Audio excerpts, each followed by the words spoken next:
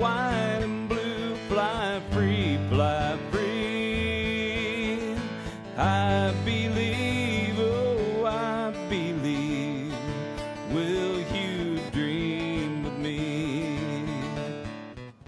Good morning. Welcome to Changing Times. It is Wednesday, September 13th, show number 126.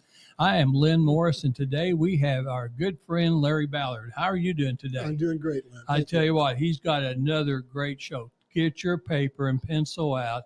Make sure that you take some notes. This show, after it's live today, you can go back on Axe Media Group, Changing Times, catch our show 24 hours a day. Go back and watch it. Watch last week's show. Also, it's being live. I think this week our producer it says it's just now being live on Twitter. Is that what you said? Yeah. Twitter, and so actually Daily Motion, Rumble, LinkedIn, Radio Free America, all kinds of places you can watch our show. So we appreciate everybody watching today. What Larry has to say is extremely important and can really, really affect your life. He's the author of Liberty Crusade. And it's a great book, and book number 2 is coming out, I believe, in October, and so we're extremely anxious. And Larry, remember that you and I met, and I think Buddy Huggins met, and over at the vineyard in Ozark, and the owner of the business, I gave her one of your books, and since that time she's bought 8 or 10 books. Online through Amazon, and giving it to all her family and friends, because she can't wait till the October book is coming out. So that's really great. Well, we're going to jump right into it. I think you're going to today, because you have so much content and what you're trying to say. I think we're going to go back and do a little bit of recap of what last week was. This week, thanks to our producer Matt, we've got a bigger slide presentation so you can see the slides. Somebody like me that's a little bit impaired vision, I was having trouble. I don't always look at things on my computer. I like to use my cell phone wherever I go, and so I was having trouble seeing the slides. So we fixed that today, so appreciate that. And so, Larry, let's go ahead and recap. All right. Last week, we talked about the events of 9/11, and I asked people, why would you want to talk about something that was 23 years ago?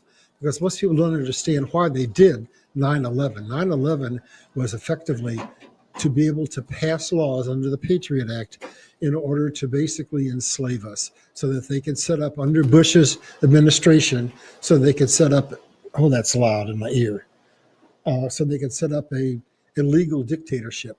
So I want to run through how they did that. So we had the event of 9/11, but always to understand what's happening today, we usually need to go back to the past. And so we're going to go all the way back to the rise of Hitler. And what happened is Hitler did something that was an exact parallel to what we saw on 9/11. He arranged to have the German parliament burnt down, blame it on a communist. That gave him the chancellorship and gave him the opportunity to take over control, because they passed something called the Enabling Act. And what the Enabling Act did was effectively give him dictatorial powers for a period of 6 months. Well, guess what? That's exactly what 9/11 did for us. 9/11 happened. We hit the towers. It wasn't Washington, D.C., but it was our financial center, and it brought down the financial center of the United States of America, and it caused all kinds of trauma, enabling them to come in and pass the Patriot Act. And that name was chosen very carefully, because no matter what they put in it, they could say, well, if you don't agree with that, you're not a patriot. So they chose that name so that we would hush up and be quiet, and they could do whatever they wanted to do. So basically, that Patriot Act gave the government the same dictatorial powers that Hitler had. It gave them the power. Well, for example, we would not have had January 6th had it not been for what they put in the Patriot Act.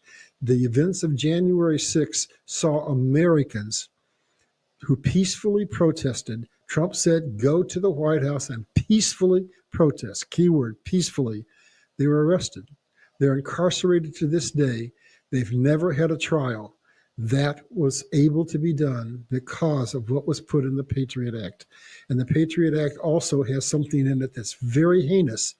And it's not going to happen, folks, but I need to tell you what it was. It basically allows the government to literally take your money. It can take your gold, your silver, it can take your IRA, your 401k, everything. And basically it can take over all of government. It's called continuity of government, where it gives the president the power in the event of a national emergency that he declares at his own on his own without conferring with Congress, to basically take over all forms of government, local, state, federal, tribal, all forms of production, and take away your money. Now, people say, oh, that's impossible. No, let's go back in history. We have a parallel event. 1933, we declared bankruptcy, and what did the government do? They did the same thing. They came in and said, you will turn over all your gold and all your silver upon penalty of a $10,000 fine or 10 years in prison, and the people turned their gold in, and the next thing you knew, as soon as they got it, they doubled the price of gold. And then we've got another example from history. Go back about 15 years, go to Greece, and Greece did something that we would call today a bail-in, where they said, oh, do you know our banks are in trouble? So what we're going to do is we're just going to take your money, citizens, and use your money to bail us out. And so now we have the Frank Dodd bill that says, oh, we're going to do that exact same thing. So they're setting us up for a legal dictatorship. But that's not going to happen. So that takes us to where we are today. Very good. Very good. So basically, we can go on. So I want to read this. Why I changed this slide presentation a little bit on you, because over the last week, I was getting bombarded by people that say, oh, it's getting worse. It's getting worse. It's getting worse. What's happening? None of the prophets are right. Everything's going to hell in a handbasket. And I said, maybe I need to do a show that clarifies for people what's going on. We're in the middle of a psych operation. So both the white hats and the black hats are using misinformation and misdirection. And most people aren't spending full time watching this like I am. So they're not seeing the things that I see. So what I'm going to endeavor to do is to show you the nuances. They always give us a tip as to what they're doing and bring some clarity and hopefully some peace of mind to the people out there who are saying, I'm about ready to give up. So we changed the name of this. It's now part 1, Restoring the Republic, but it's basically a continuation of last week's show. So I'm moving on. Yeah, let's get started. This is going to be interesting. All right. So here's what this is all about. If Trump had it all, which he says he has, why didn't he come in after the election immediately and arrest Biden if, in fact, the election was stolen and take over? Because we've in the middle of something called the Stockholm Syndrome, where for the last 30 or 40 years, we've been brainwashed by the media and by their politicians. And we've had all those riots that happened a few years ago. And if we had had a forced turnover of the government, we'd have had civil war. So the reason, folks, that this is drug out and you think nothing's happening is because it's intentionally planned to little by little by little drip the truth out, so that when they do make the change and we do get continuity of government, that we won't have riots. So this is actually happening for the benefit of the American people. Moving on. So what we're seeing effectively is a movie that's scripted to open our eyes. The Truth Will Set You Free is the basis of this book and the basis of my second book. So I'm going to tell you what to do to open our eyes. Good. So Trump says, we know where every vote went. Now, people might say, that's impossible. But wait a minute, let's think a second. You've got the news stations that are broadcasting election results every night, live? And they know minute by minute what votes have come in, and they know they can call the election early in each state. Well, you think Trump didn't have that ability? He knew in 2016 the election was stolen, and so he made provision for the military to be tracking every single vote as it went out. They knew where it went. They knew the number of votes that were on the outbound side, the number of votes that were on the inbound side. So as he said, we have it all. They have it all. So what happened, they didn't disclose that, but they've done some things that were interesting. Now, look at that picture of him frowning. Basically, people say, oh my God, Trump is such a buffoon. He does such stupid things. He says things. He has no governor on his mouth. No, Trump has a role. He's working with the military, and he has a role. Trump's job is to tear down the corrupt system so we can restore the republic and get back our freedom. So what was the first thing he said? Oh, the fake news, the fake news, the fake news. Here he is programming us with a new script now, because his assignment is to come in and be the what? The disruptor, so that he can cause that drip, drip, drip that tells us what's going on. All right, let's move on. So if you want to drip, drip, drip and wake the people up to the fact that the government is corrupt, how could you do that? Well, maybe what you do is you put a buffoon in the White House and you let him do all kinds of crazy things, and you let him do things that the people can eventually see. That's hurting us. That's hurting our economy. That's hurting the way the world looks at us, so that you what? Drip, drip, drip, and wake up, wake up, wake up. So that's the role of the impersonator, Biden. And I didn't use that word by accident. So I want you to look at this and think, guys. You got a young Biden, you got an old Biden, ostensibly, but look at the ears. One's ears are attached, the other are detached. And then we've got pictures over to the left-hand side of a real actor and a fake actor, saying that we have A, actors in the White House, and B, the ability to use CGI so that we can't tell what's real and what's not real. So here's the question. What are the implications of a White House being occupied by an imposter? So basically, what is happening is now we're going all the way back to 1871 to see, did the government of the United States at that time make provision should the government ever be taken over by a hostile force? So let's go on. And guess what? There was a provision, because most people don't know that when America was founded, the principal thing that they were afraid of was government getting too much power. And so they gave us a clause that said we, the people, could come back in and take the government over if necessary. But the White House wasn't in Washington, D.C. It was in New York. We didn't even have a White House initially. But who was the real power? The military. And the first real constitution we had was under the military until we wrote the regular constitution that we now go by. So let's go back to that. That says the law of war manual would supersede the Constitution, and military law would go into effect under the commander-in-chief of the military. So laws passed, this is important, folks. If we think we've got a hostile entity like the global elite controlling our government, then the law of war manual says the Constitution as we know it is set aside, and we go to the original Constitution under the military. And guess what happens? The president is not in control. The commander-in-chief is in control. So, folks, I contend that hopefully by the time you get done with this show and the next one, you'll understand Biden was placed there as a buffoon to wake us up.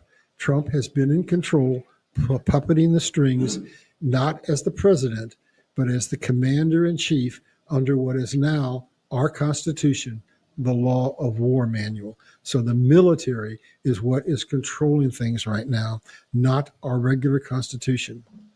Let's move on. If my slide will go, hold on. All right, I got to go through this slide carefully. There's a lot on here, but what I want you to do first is look over to that yellow box on the left. The United States is a Crown Vatican Swiss corporation. What that means is that we are not the government of the people, by the people, for the people. We are controlled by those three entities and have been for a long time. So listen, these words are very careful. Our original Constitution read, the Constitution for the United States of government of the United States. That meant it was for we the people. They changed it in 1871, and it was altered, and the altered version reads the Constitution of the United States of America. Now that may not sound like much, but one gives us legal rights and the other is just a statement. So basically what happened is in 1871, Congress, I'm going to read this, passed the Act of 1871, The act, I want you to see the act of the 41st Congress, Section 34, Section 3, Chapter 61 and 62. On this date, Congress passed an act titled Act to Provide a Government for the District of Columbia. The Act of 1871 is meant that Congress is under constitutional authority to do they did that without constitutional authority. So they created a separate 10-mile area called the District of Columbia that is not technically a part of the United States of America. This was an act of treason because by our Constitution, they were not empowered to do that. Note, this separate government status is in force for the District of Columbia, the Vatican, and the City of London. So the power of the world is in 3 places, none of which are a part of the nation they reside in. So the City of London is a separate area, just like the District of Columbia. And so basically we have 3 power blocks in the world that are controlling us, that constitute effectively the shadow government of the global elite. So the Act of 1871 suppressed the U.S. Constitution and created a new Constitution. And what was that new Constitution? It was a corporate constitution. And that is very significant, folks. So let's move on. And I'm going to show you the difference between being a republic and being a democracy, being a republic constitution and being a corporate constitution. So basically, what is a republic? It is a government of the people, by the people, for the people, based on a constitution and the Declaration of Independence. Now, what is a corporation? Listen up. This is important. A legal entity that is separate and distinct from its owners. Well, wait a minute. Are we the owners? No, the corporate executives of the corporation are the owners. Its sole obligation is to the financial interest of the shareholders. So that means you don't have any rights. You don't own a house. The government gave themselves take rights. You don't own anything. They can take your gold and silver, as we said at the beginning of this. So based on the Act of 1871, basically, we are not an independent nation. We are not under our original Constitution. We are a corporate charter, and every law that has been put on the books since then was for the benefit of the corporation, solely to provide the financial interest of the corporation. So let's move on.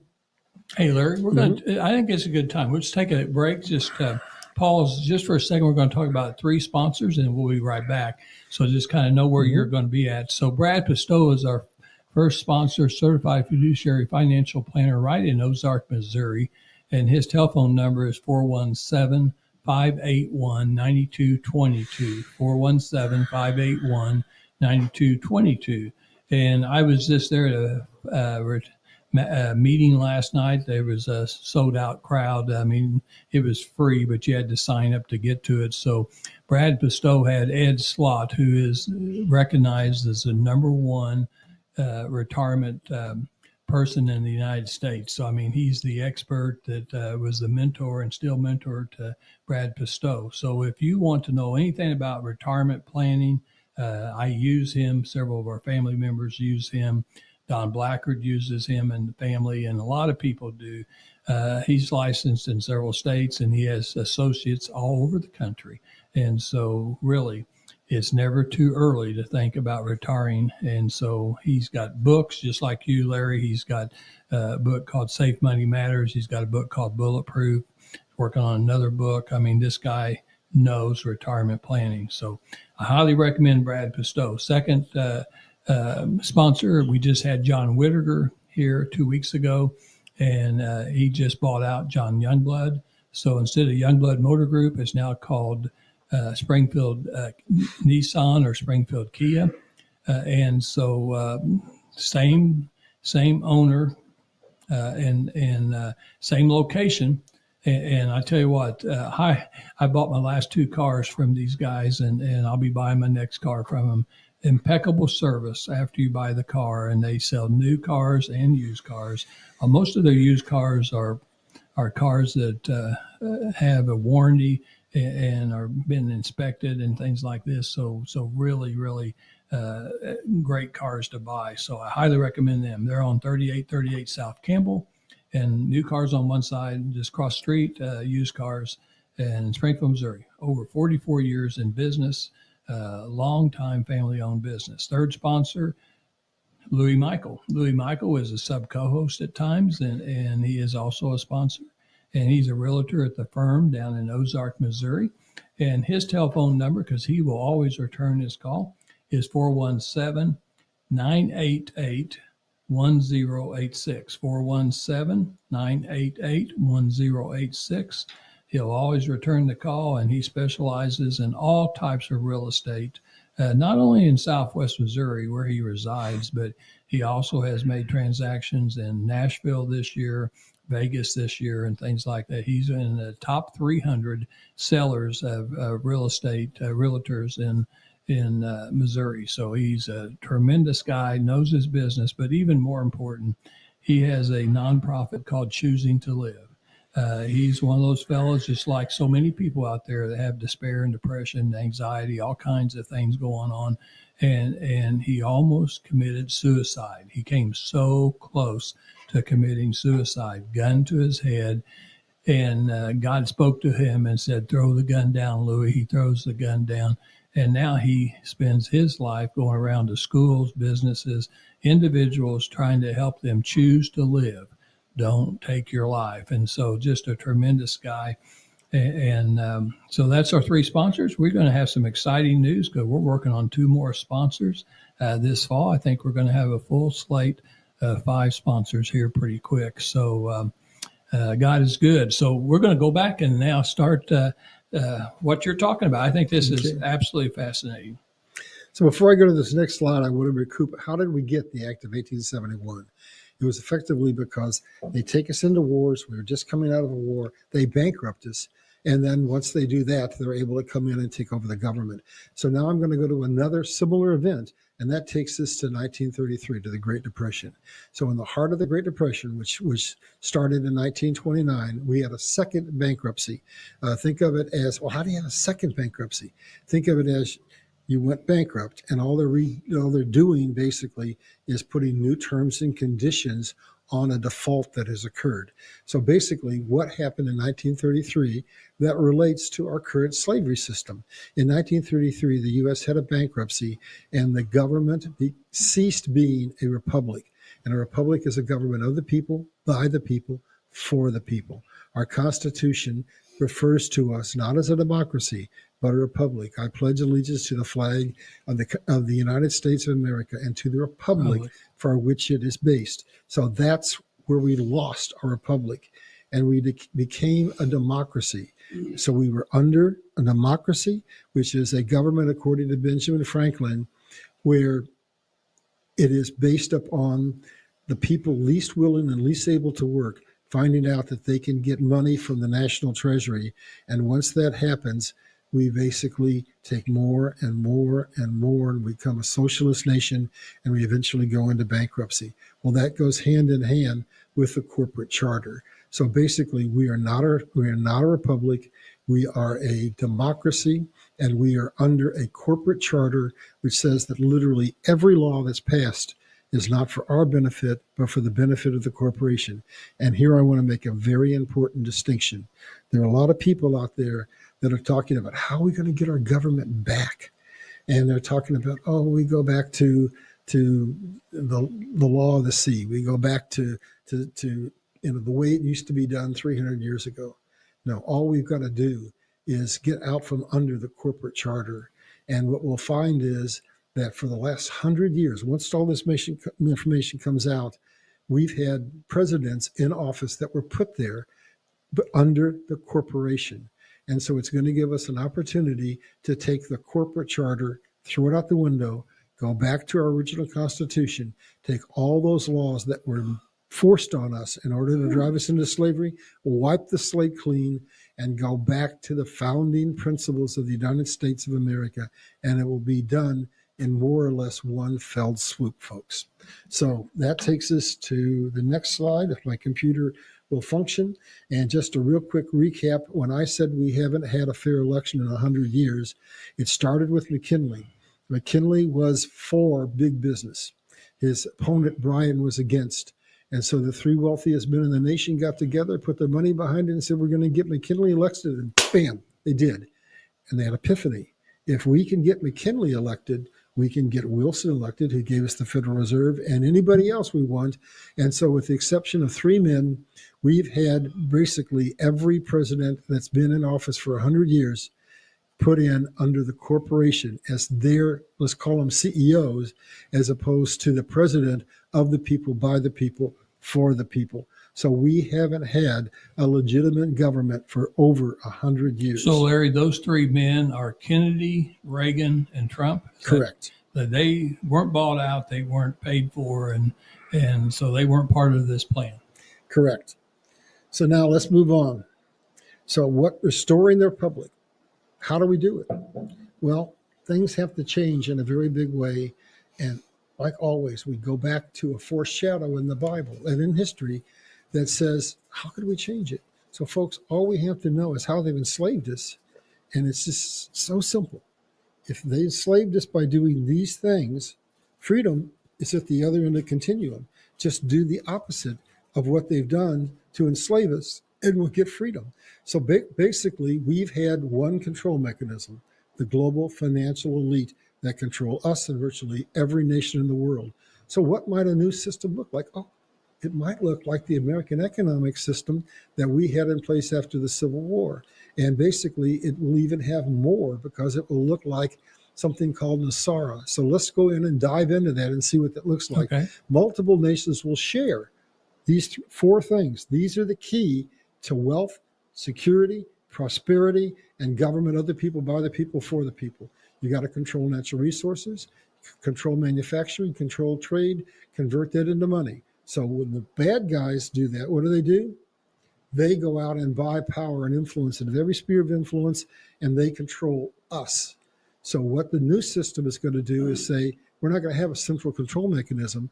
That is going to be controlled by a multitude of nations so that no one nation can control the world. So that leads us to something that's happening that is very important, that has people very confused. Basically, China has got to fall. America's economic system has got to fall. My Bible says that the kingdoms of man will fall, and we'll get a new economic system, a completely new economic system, foreshadowed by the American economic system and Nasara, which was implemented basically in its infancy when they assassinated President Kennedy. So under that, we're going to release all of our shelf patents. We're going to share R&D and technology with multiple nations. So I want you to think about this. Right now, you got Taiwan that makes their computer chips. If they were to attack Taiwan, 90% of our computer chips would be gone. And what would they do? You can't make anything electronics without those chips. The whole supply chain would be down. So we're vulnerable because of the single source of control that we have. So we're going to create a new system that says we're going to have resources stored on every continent. We're going to have shared R&D. We're going to build the infrastructure out for nations. All nations are going to have an opportunity to participate in the wealth, the freedom, and the prosperity of the world. So let's move on. So I want you to look at this. Oh my God, people are saying, what the heck are they doing? They're bringing lawsuits against one Donald J. Trump, and look at Hillary with her 34,000 emails, and look at what Biden and his son have done, and et cetera. And there's no charges against them. This is all planned. Trump could not get his message out. The Supreme Court wouldn't do it. The court system wouldn't do it. Why? Because they've all been either blackmailed or taken over. But here was the plan unfolding right before your eyes, folks. The lawsuit in Georgia is very important because what is it alleging? That Trump basically was guilty of election fraud. Well, finally, now, what happens when they bring that lawsuit? He gets an opportunity to subpoena people. He gets an opportunity to bring the truth out, the truth that he says he's had from the beginning. And we see, I think, finally, that, oh, guess what? The people who stole that election get exposed, and the people's eyes pop wide open, and we understand what's been done to us. That sets the stage for them to bring back our original Constitution without having civil war. And then what's the significance of the other key suit that they're bringing against Trump? That's got to do with January the 6th. And basically, that's going to allow some disclosures to come out that are very important. And we're going to understand how it is that those American citizens have been stripped of their citizenship, put in a prison, never had a trial, never had a lawyer. And we're going to find out the truth. I think they've given us some hints.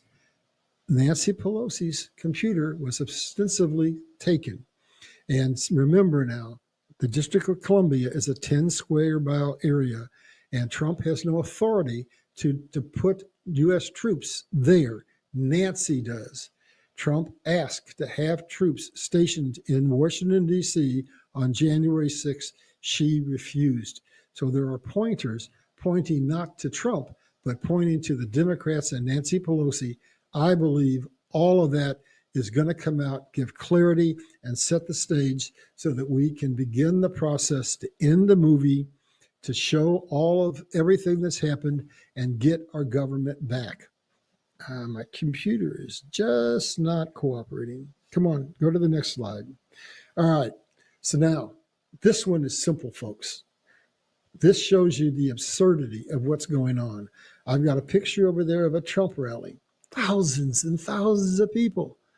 I've got a picture of a Biden rally with nice little circles and 6 foot apart and maybe a dozen people. Now let's put our thinking caps on. A man who can rally tens of thousands of people versus a man who can rally less than 2 dozen. Which one do you think is going to get the popular vote and going to be elected? My vote's on the one that can bring in thousands and thousands of people. So that man, let's look at what his agenda is versus what the agenda of the man who gets 2 dozen people is. So basically, Trump comes in, he says, Obama says, what are you going to do? Wave a magic wand and change everything? And Trump says, yep, because he knows the magic formula. It's a formula. You control natural resources, control manufacturing, control trade, and basically you get control of the money. So what did he do? He came in and gave us back our oil and our steel. He came back in and took regulations out that allowed us to build our infrastructure and to build factories. He came in to put tariffs against China, which incidentally is the very thing we did back in following the Civil War, or actually before then. We put huge tariffs on England so that England commodities were too expensive, and that forced the American people to develop what? The Industrial Revolution. And so Trump positioned all of that so that what would happen? Our stock market would go from 10,000 to 30,000 overnight. So what does Biden do when he comes in? The other end of the continuum, the exact opposite, to show us the absurdity of what the globalists are doing to us. So he took back control over natural resources. He made us dependent on oil. We're begging Saudi Arabia and other nations, oh, give us some oil. And he stifled our manufacturing, and he obstructed the supply chain. So we had shortages everywhere. There are ships sitting out in the ocean that should be unloaded, and they're not. There's ships being stuck in a canal. They're longshoremen that won't unload or can't unload ships. And so basically, he's putting the pain on, the exact opposite of what Trump did. And then what do? We've talked it in other shows. Basically, you collapse the economy. When you lower the interest rates, you get people to come in and invest. And then once they've put their money in, you raise the interest rates, and then you freeze credit, and the collapse happens. That's how the banking system is collapsing. So basically, he now inflates the money supply. He freezes the credit. He raises the interest rate. And bam, we're moving into the exact opposite situation. Instead of our stock market's going from 10,000 to 30,000, everything is imploding, and we're having a real crisis. So which policies do you think the American people would rather have? The one that gives them prosperity, or the one that drives us into a situation where they can't even buy? They have to make a choice at the end of the month. Am I going to buy my medicine, or am I going to buy my food? That's where America's at. That's the wake-up point, folks, when they can control what we can do, what we can have, what we can buy, whether we are financially independent. That's when the people's eyes are opening. We're there now, folks. We're at the point where pain is being inflicted upon us. So now, here's the other key thing that's happened under Biden versus Trump. that should be a wake-up call for you guys. He had to fight like the dickens to get that wall built. Well, guess what? China had a wall. And guess what? Israel is now saying, we're going to put a wall around our whole frickin' country because we're not going to allow the people from Africa to come in, and we're not going to lose our national identity. But under Biden, we don't get a wall. We get an open border, and we get an army of people coming in to create chaos. So again, open your eyes. Which would you rather have? Would you rather have make America safe under Trump, or would you rather have let's create absolute chaos under Biden? The choice is very simple, folks. They're opening our eyes little by little, drip by drip, drop by drop, truth by truth. Let's move on. So what happens?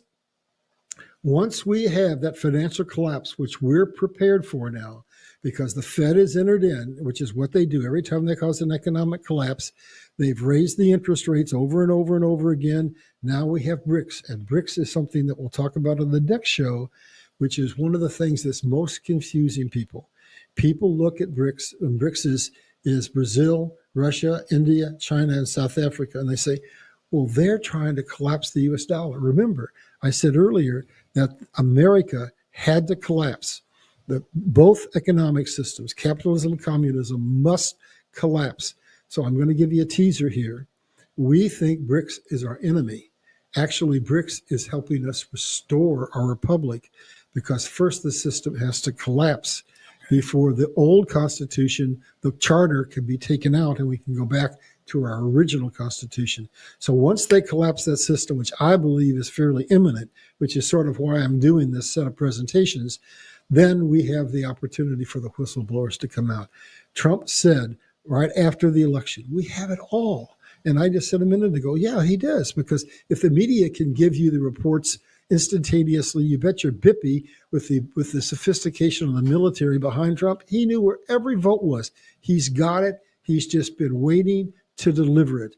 And so once we have the financial collapse and the people really feel the pain, then the whistleblowers are going to come out and everything is going to be exposed and the people are going to stand up. And I want you to think, they give us pointers if we're watching. What happened to Zuckerberg, Facebook? Well, we got a little bit of an idea of what he was doing to us, and the stock plummeted by 50%. What happened to CNN? What's happened to Disney? So when we get the truth, the whole truth, and nothing but the truth, an atomic bomb of truth, something is going to happen that's never happened before. Every other collapse has been, well, they collapse the system. We are forced to bail them out. They then buy back everything for 10 cents on the dollar. They become stronger and we become more indebted. That's not what's going to happen this time, folks. Because of that truth bomb, whole governments are going to collapse. Let's look at some more pointers they've given us. The Prime Minister of England stepped down. The Crown Prince of Saudi Arabia stepped down or was taken out. The Emperor of Japan stepped down. Hundreds of corporate CEOs have stepped down during this period of time. All of that was because Trump was going around, him and Ben Solomon, and basically putting leverage on corporations. That was Solomon's job, and leverage on government, saying, we got it all. You will capitulate or else. And one by one, we're going to go into this in detail in the next presentation. Trump went on a world tour and he dropped stacks of information on the desk of political leaders and said, we've got it. You are now our puppet. We're not your puppet. You're our puppet. You're going to do what we want you to do. So we're just about to wrap up on this, and then I'm going to go give you some teasers as to what's in next week. So this is basically a summary that I do with most of these shows, because I want people at the end to really get it, to see, whoa, they did all this to us. So here we go. These are the ways that they utterly, completely, and absolutely control us and take our freedom away. They control the basis of all wealth. These four things that I'm going to touch determine the nation or nations that will be global superpowers. If you can't do these four things, you're just a has-been. You're not a global superpower. You have to control the natural resources of the world, or a good portion of them. America is rich in natural resources. You have to control manufacturing. Who are the two dominant forces in manufacturing? China and the United States. You have to control trade. Who controls trade? China and the United States. You have to convert that into money to buy power. Now it's currently being used to empower the bad guys. It's going to be used to empower the good guys. And then how do they take our money? We don't have control over the financial system. They have control. So they increase the money supply. This is all what they do. That's a formula to basically create boom bust cycles so that they take the money of the people. They increase the money supply. They lower the interest rates. That creates the hype. And then they pushes that in investment. So in 29, it was stocks. In 08, it was the real estate market. And then what do? Just what they're doing right now, folks. They increase the interest rates. So now the cost of money is no longer cheap, it's expensive. And then what do? They dry up the credit. And then once the credit's dried up and the interest rates have been dried up, what happens? Everything crashes. And they have now stolen your money that you worked so hard for. Maybe you've lost your home. Maybe you lost your 401k, whatever, but they take things from us. So we have the illusion of ownership, but we really don't. And let's give you an example. When we were formed, one of the principal things the founders wanted, we want the people to own property. So I want to give a caveat. I was a real estate agent for 12 years and a broker, and owned my own small brokerage firm at one point in time. We were originally under something called AODIO ownership, which is the Spanish land grant process, where once you buy a property, pay for it, it's yours for perpetuity. The government has no take rights. Well, then as the global elite began to take us over, we changed to fee simple. And guess what? The government got take rights. So let me ask you a question. All of you out there who own a home, raise your hand symbolically. I got news for you. You don't own a home. And let me show you how unfair it is what they do to us. Basically, they create one of these crashes, which puts you in financial difficulty, and bam, they come in and they take your house. And when they do, they don't try to sell it for fair market value. They sell it for whatever the back taxes are. A $10,000 house that's worth $50,000 is taken for $10,000, and the owner gets nothing. All that money goes to the global elite. So we're just about out of time. So the next thing they do is they take that money and they control the 7 spheres of influence: the family, religion, education, media, entertainment, politics, and the economy. And here are examples that I want you to be looking for of how they enslave us. They use wars in order to bankrupt us, to put their central banking system in, to cause collapses, to utterly take us over. They have the fiat currency that they use to control us that's constantly devalued and inflated. They have open borders to bring in an army of people to cause chaos in the nation. They inflict us with the drug epidemic. They go to great lengths to divide us so that they can cause that civil war.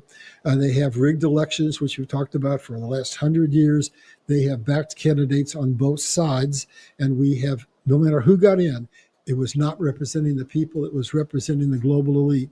And then they control healthcare. They control food, water. They control jobs and housing. In other words, they control all the necessities of life.